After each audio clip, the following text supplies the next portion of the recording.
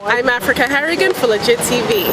I'm in downtown Charlotte, Mali, where residents from the St. Thomas, St. John district will share with us what issues they think Governor John P. Young Jr. will discuss during his upcoming State of the Territory address. I hope that the governor will address some of the problems with crime, because obviously that's one of the major problems that we're having in the Virgin Islands right now. Also traffic. As you can see today, we're having a lot of traffic. We have a myriad of problems. It's hard to say what he will center on because we have health issues, we have public safety issues, we have road issues. We could go on ad infinitum, so I really couldn't pinpoint one particular issue because everything is critical. We're in a crisis right now. Coral Bay and Cruz Bay is two different towns, like Cruz Bay, Christian said, and Frederickstead.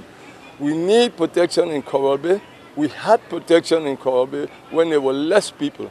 And we have more people. All the criminals sitting in Coral Bay Harbor right now, and nobody up there protecting Coral Bay.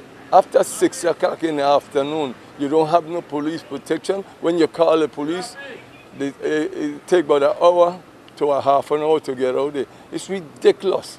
Every night now, for the past 3 nights, since I came back from the doctor, I've been calling for shots fired below my house. 3 shots last night, 6 the night before. It's ridiculous. And this ongoing problem we got in Coral Bay. Last year, it was every night. This year, they just start again. My niece tell me, when I wasn't here for them couple of days and New Year's, that the shots were ringing out below my house. I'm tired of it. They either put somebody out there, otherwise they're going to pick up the criminal in my yard. Done. What would you like the governor to discuss in the upcoming State of the Territory address? Well, I'd be interested in the governor speaking just about how hard it is for certain people to make a living here in the Virgin Islands. For example, I have family that's been here for 35 years. And we've been promoting some of the family stores here for a long time. And it appears right now the governor, pretty out in the open, wants to keep guys like me and my family off the street just from doing what's done in every town, promoting the smaller stores, trying to keep them in business, the ones that can't afford to advertise on the cruise ship. And then, I've been getting labeled along with a lot of my friends as vagrants or street people, just because we have a job where we work out on the street. I'm hoping one day that we can get some of our beautiful historic downtown buildings restored with the historic preservation bill that's been sitting on the desk of one of our senators for over a year. So I hope that he addresses some of those issues. Thank you. Some of the things that I would like to be addressed are maybe unemployment on the island, and also violence on the island when it comes to certain things. I think things could be better. The island is great and all that, but when it comes to the violence and the unemployment around here, I think that's a problem for people, and I think the unemployment might lead to the violence. That's my opinion. Public safety, he said he was going to take care of public safety, he's going to take care of education, and these are two of the basic problems keep pushing on us all the time that need to be resolved. For our camera-shy residents, some of the issues they would like the governor to discuss during the upcoming State of the Territory address are crime, domestic violence, education, and the roads infrastructure needs a lot more repairing. I think unemployment is one of the main issues that affect the people of these islands, and they need to create more entrepreneurship on the island. What I'm seeing on the island is that many people are hiring people from the United States to work in jobs that could be fulfilled by local people. I think to empower people locally with money or economic empowerment, work, etc., training, all of these things would go a long way to repair the damage that has been done to our islands culturally and economically, spiritually, etc. So I think that employment and entrepreneurship, and to somehow prevent these companies on the island from hiring people from abroad to fulfill jobs that we can have people here, doing.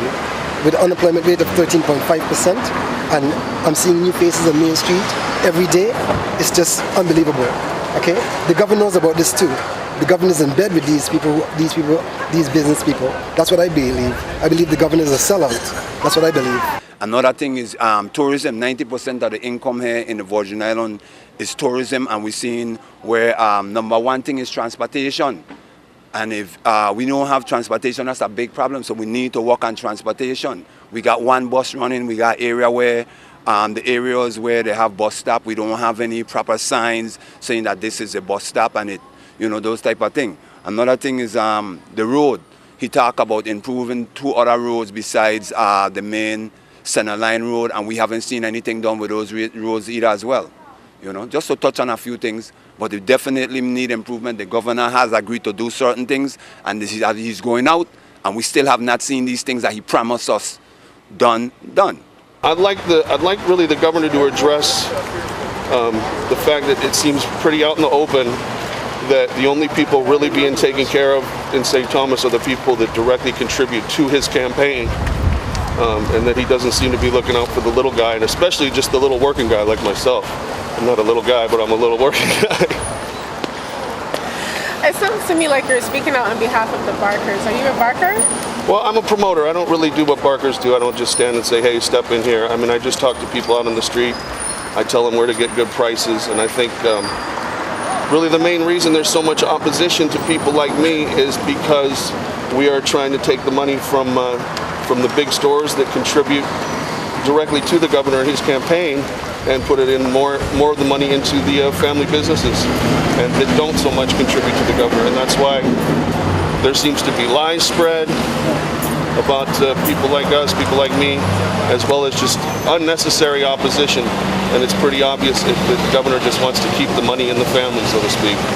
I'd like to hear from the governor's last State of the Territory address is the roadmap he's going to lay for the next governor to come, to let the people of the Virgin Islands know what's the future road for energy, the economy, and crime, because all of them related. With the whopper prices the way it is, the average commercial business is paying more than the actual rent. So it kind of hinders people from wanting to move home and starting businesses in that area to produce growth. So just lay out a plan for the next person to come that they could grab the baton and move forward in the Virgin Islands, because if we don't address the energy, business and crime can stay exactly how it is. Everybody's waiting to hear what he has to say, and I really take my hat off to him because he has a heck of a job to do. Now those were some of the thoughts of the individuals that were willing to speak on camera. We now turn our eyes to the residents of St. Croix, where Alwyn Baptiste of Public Affairs has this report. Thanks, Alvin. I'm here on St. Croix, and the thoughts are varied depending on who we were able to get on camera. Well, in the last 8 years, his greatest contribution to the Virgin Islands is trust Virgin Island people. And I would like to hear him say that he's going to resign right away. Save himself the trouble. ABC. Well, so far his greatest contribution to the territory is trying to seek more jobs and a better cost of living for the island. I know he's been trying his best, but somehow, sometimes things don't work out his way because of the high expense of the layouts and different things that surround the island at the moment. And what do you expect to hear from him during his final address? Well, I would like to hear him talk more of the opportunity for the local members to get jobs that is not really, going our way in the Virgin Islands. We would like that we get better assessment, like in the roads, filling up the potholes, different things, the location, and things like that for a better enjoyment for the local community. Well, for the last 8 years, he hasn't done anything for the Virgin Islands, especially for the Crucian people. He's moved for the Tomians, but guess what? The young, I'm sorry to say, but you haven't done nothing for us. Our taxes, that's one. You brought in the Azure down here, and guess what? We still are looking jobs, and you are not getting it. Guess what? Your last say will be, I have done well, but you haven't done it for us. Sorry. Well, I feel that Governor John DeYoung's greatest contribution is letting everybody lose their jobs and the economy going down the drain. And I think he's going to say that he did all he can. And he got a fence out of us also, so that's it. Well, his greatest contribution to the community would be entertaining us during the Bunny Train in St. Thomas Carnival. Other than that, he hasn't really done nothing else. And his final address would probably go something like, "Thank you for the fence."